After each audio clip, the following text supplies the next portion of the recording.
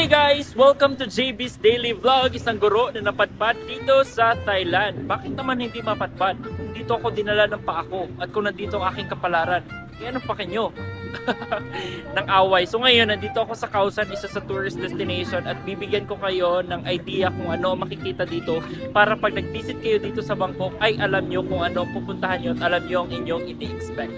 Let's go! Kung marami kayong pagpipilian na gusto nyong kainin, kagaya na lang nitong crocodile street food. Yung Khao San is divided into two main streets. Yung isang street ay solemn kung gusto mo lang na kumain at pag-usap sa mga kaibigan mo and then mag-inom ng beer or chill-chill lang, dito ka sa street na to. Pero kung gusto mo naman ng warsak or gusto mo ng party, nandun sa kabila yung dapat mong puntahan. Isa kang turista dito sa Bangkok, so marami ka lang na store na mabilhan na pasalubong sa mga kapamilya mo sa Pilipinas, like kagaya nito, mga printed pants or yung mga elephant pants at saka Thailand na t-shirts na pwede mo ipasalubong sa iyong mga kapamilya.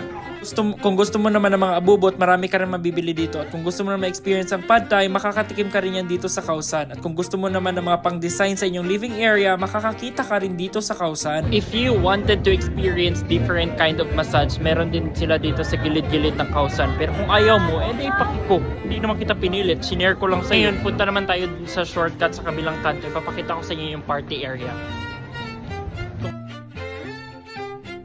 Gusto mo ring makatikim ng mga hindi pangkaraniwang pagkain kagaya ng mga insekto at kung ano-ano pa ay makakatikim ka rin dito sa Khao San. Ito na yung street ng party area pero ngayon kakonti lang ang tao, hindi ganun kadami at hindi rin ganun kaingay ngayon. So isa sa pinaka-famous bar. Yan. Kung a-fam hunting ang trip mo, Khao San ang sagot sa'yo. At meron din sila ditong iba't ibang mga street foods. Kung gusto mo yung ma-experience, so pwede ka lang pumunta dito sa Khao San. Kung di ayaw mo, huwag ka. Hindi na nga kita pinipilit. Sinasabi ko lang sa iyo. Naiintindihan. Ito yung Plantopia City. Ito yung Marijuana City. So kung pagod ka na sa buhay mo, ito, pipilitin kita, mag-marijuana ka na. Sirain mo ng buhay mo. Magpaka-addict ka, magpaka-enjoy ka, at magpakasasa ka sa makamundong mundo. Naiintindihan?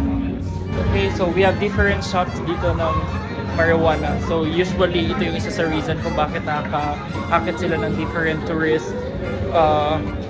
tourists kasi nga napaka-open ng Thailand. Yun lang, hindi ko na natapos na libutin ang lahat kasi pagod na ako, so uuwi na ako. Eh, ikaw, kung gusto mong libutin lahat, hindi ikaw mag-vlog, ikaw mag-video. Sa pagod na pala ako eh. Okay, bye! See you again next video.